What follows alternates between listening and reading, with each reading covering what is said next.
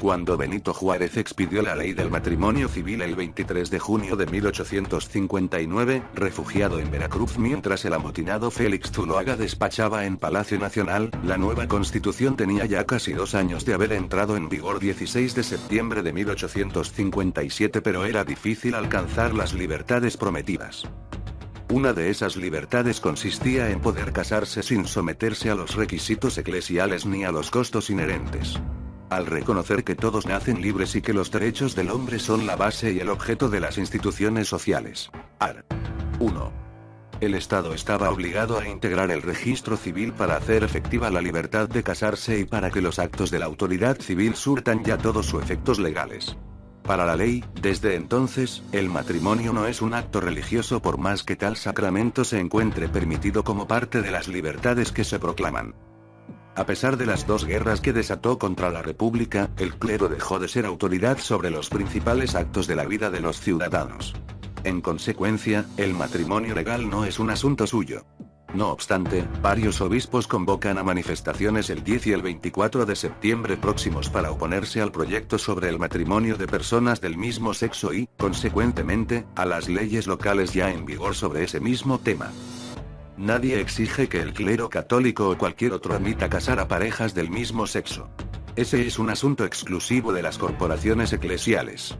Pero si a partir de 1859 el matrimonio legal no es religioso, la separación, divorcio o anulación, en consecuencia, tampoco, sino exclusivamente civil, ¿cuál es el litigio? Cuando Juárez emitió la ley del matrimonio, el alto clero reaccionario estaba pensando que iba a triunfar el motín militar que había alentado y que financiaba con recursos recaudados para obras piadosas. Para suerte del país, los obispos estaban equivocados. Pero, ¿qué ha pasado para suponer que más de 1 siglo y medio después los sucesores de aquellos jerarcas golpistas podrán imponer su designio sobre las leyes del país? El problema principal no es el clero sino los políticos reaccionarios, los oportunistas, los electoreros, los pusilánimes. Los Zuloaga de hoy no son pocos ni menos poderosos, al parecer.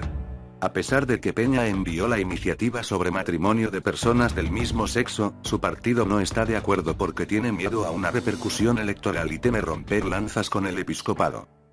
Aunque la reforma al Código Civil Federal no tendría incidencia en la realización de matrimonios pues casi todos deben efectuarse conforme a los códigos locales, el PRI sabe que su voto a favor lo ubicaría, al menos en ese punto, en el campo de las corrientes que promueven mayores libertades. Sería tildado de defensor de homosexuales y lesbianas.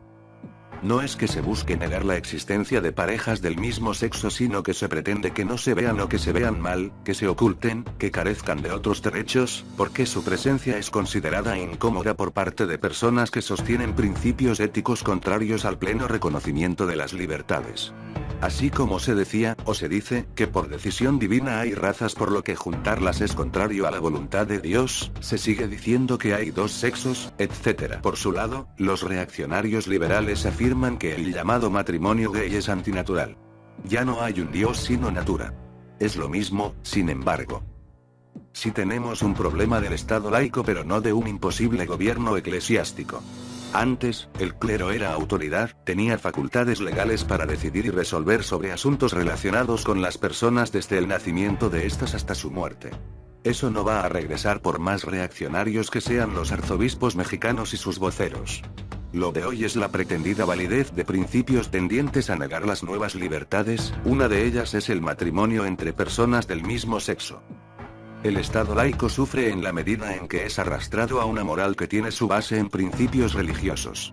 Cuando el país se atrevió a proclamar la separación del Estado y la Iglesia a partir de la Constitución de 1857 y la Ley del 4 de diciembre de 1860 se produjeron sendos acontecimientos. En el primer caso, ninguna corporación civil o eclesiástica tendrá capacidad para adquirir bienes raíces que no sean destinados inmediata y directamente al servicio u objeto de la institución. Art. 27, que fue base para la desamortización y posterior nacionalización de los bienes eclesiásticos, es decir, eliminar el poder económico de la Iglesia. Y, en el segundo caso, la ley que tutelaba la libertad religiosa y proclamaba que la independencia entre el Estado por una parte, y las creencias y prácticas religiosas por la otra, es y será perfecta e inviolable. Art. 1. la cual se basaba en las libertades constitucionales y, en consecuencia, afirmaba la renuncia del Estado a postular creencias religiosas. No se ha dicho que el matrimonio sea un derecho individual, sino que todos somos libres para contraerlo. Sería ridículo que una sola persona exigiera ser casado. El derecho consiste en decidir sobre uno mismo y en convenir con otros y con otras. Si se proclama por ley que todos pueden asumir esa clase de decisiones en libertad, las parejas del mismo sexo tienen igual derecho que las de sexo distinto para convenir su unión formal y pública. Nadie puede ser discriminado con motivo de sus preferencias sexuales, dice el artículo 1 de la Constitución vigente. No es el clero sino el PRI el que tiene en sus manos el punto por ahora. Déjanos tu comentario en la parte de abajo. Si te gustó el video deja tu like, no olvides suscribirte a nuestro canal. Es gratis. México al día se despide. Hasta pronto.